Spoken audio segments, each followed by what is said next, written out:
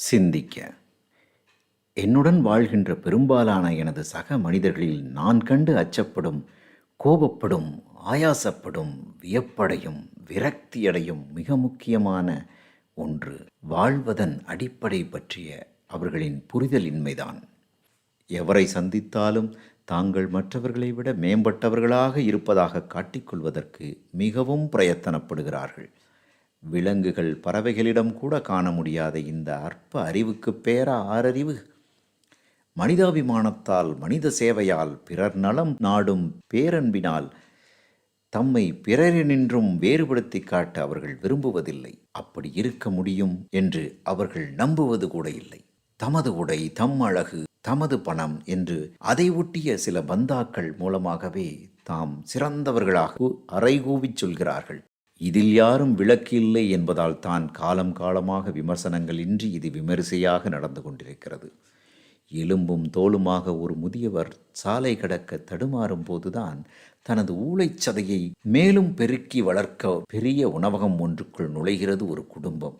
தனது புதிய காரில் ஒரு கீறல் விழுந்ததை தாங்கிக் கொள்ள முடியாமல் சண்டை போடும் ஒருவருக்கு அருகிலேயே மயங்கி கீழே விழுந்து கிடக்கும் மனிதன் பற்றி எந்த அங்கலாய்ப்பும் இல்லை, சிறு சலனம் கூட இல்லை.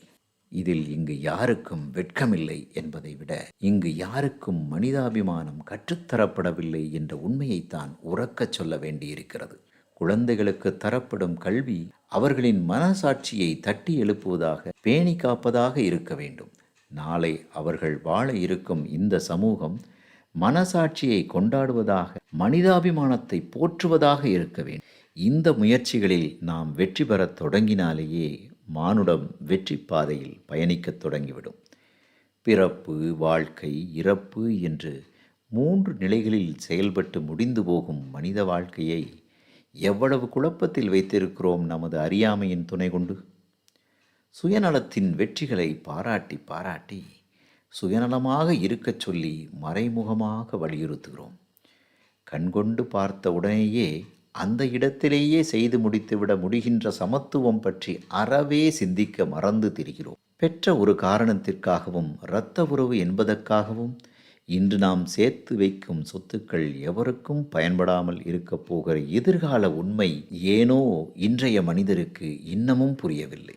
சேர்த்து வைக்கும் எல்லாமுமே கோவில் நகைகளும் உண்டியல் காசும் மீண்டும் கோவில்கள் கட்ட, சிலைகளை அலங்கரிக்க என்பதற்காக பயன்படுத்தப்படும் என்பது போல தேவையற்ற வழிகளிலேயே செலவழிந்து போகும் என்பதுதான் நிதர்சனம்.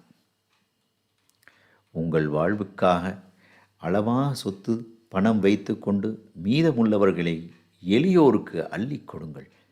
உங்கள் கண்முன்னே நம்மால் வஞ்சிக்கப்பட்டு வாழ்விழந்து நிற்கும் சக மனிதர்களுக்கு சத்தமின்றி கொடுங்கள். அமைதி புரட்சிக்கு வித்திடும் அருமணம் கொண்டவர்களாக நாம் இருப்போம். உங்கள் கண் முன்னால் கஷ்டப்படும் குடும்பங்களை கண்டால் வெறும் அனுதாப வார்த்தையுடன் கடந்து செல்லாதீர்கள். அவர்களுக்கு உதவுங்கள். கடவுளர் இல்லை என்று நிறுவனமாகிவிட்ட இந்த பூமியில் இந்த நாளில் வசதி படைத்த எல்லோருமே கடவுளாக மாறுங்கள். மனிதன் என்பவன் தெய்வமாகலாம் என்பது உண்மை. தெய்வமாக மாறும் இந்த வாய்ப்பையும் நழுவ விடாதீர்கள். நீங்கள் சேர்த்து வைத்திருப்பவை எல்லாம் யார் யாருக்கோ சொந்தமானவை. வயிற்றுக்காக திருடுபவர்கள் அல்ல. முட்ட சொத்து சேர்த்து கொண்டிருப்பவர்கள் தான் பெரும் திருடர்கள், கொள்ளையர்கள், முட்டாள்கள். நாம் மனிதர்களாக, தெய்வங்களாக, அறிவுள்ளவர்களாக வாழ்வோம். நர்மதா.